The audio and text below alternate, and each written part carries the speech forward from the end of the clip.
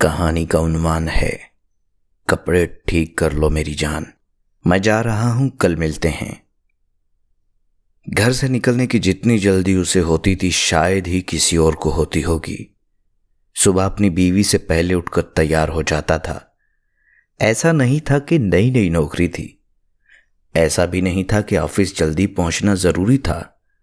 آدھا ناشتہ ہاتھ میں آدھا منہ میں، بیوی پیچھے پیچھے بیگ پکڑاتی، ہانپتی کانپتی کہ آفس پہنچنے میں دیر نہ ہو جائے، لیکن وہ نہیں جانتی تھی کہ یہ سب آفس کے لیے نہیں تھا۔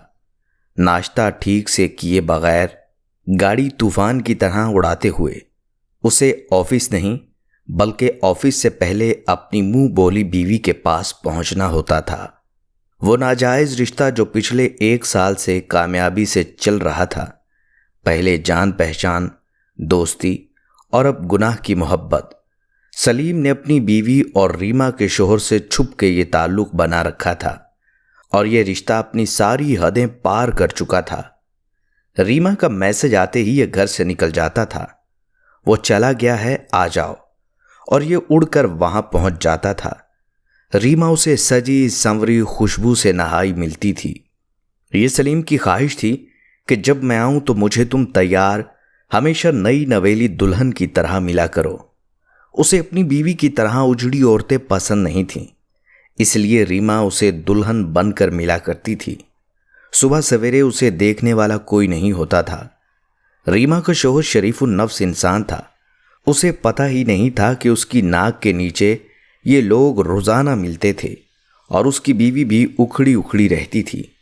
اسے نہ کوئی شک تھا نہ فکر، اس لیے دونوں اپنے حرام رشتے میں آگے بڑھتے چلے گئے۔ یہ ملاقاتیں پہلے ہفتے میں 1 بار اور پھر روز ہونے لگیں۔ اپنی بیوی کو آفس کا کہہ کر یہ ریما سے ملنے چلا آتا، اور 2 گھنٹے گناہ کے بستر پر گزار کر یہ اپنے آفس چلا جاتا تھا۔ سلسلہ یوں ہی چلتا رہا۔ اگر ایک دن وہ طبیعت کی خرابی کی وجہ سے پلٹ کر نہ آتا، ریما کے گھر سے نکل کر آفس جاتے ہوئے اسے سر میں شدید درد اٹھا۔ اس نے آفس جانا کینسل کیا اور اپنے گھر کی طرف چل پڑا۔ دروازے پر دستک دی تو دروازہ کھلا ہوا ملا۔ ارے دروازہ کھلا کیوں ہے؟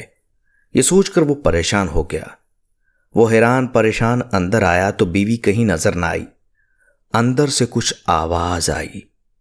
وہ تو اپنے بیڈ روم کی طرف جانے لگا، اتنے میں اس کی بیوی اندر سے نیم برہنہ لباس میں دلہن کی طرح سجی سنوری آ رہی تھی اور کہہ رہی تھی، آ جاؤ، کب سے دروازہ کھلا چھوڑا ہے، اور سلیم کو دیکھ کر ٹھٹک گئی۔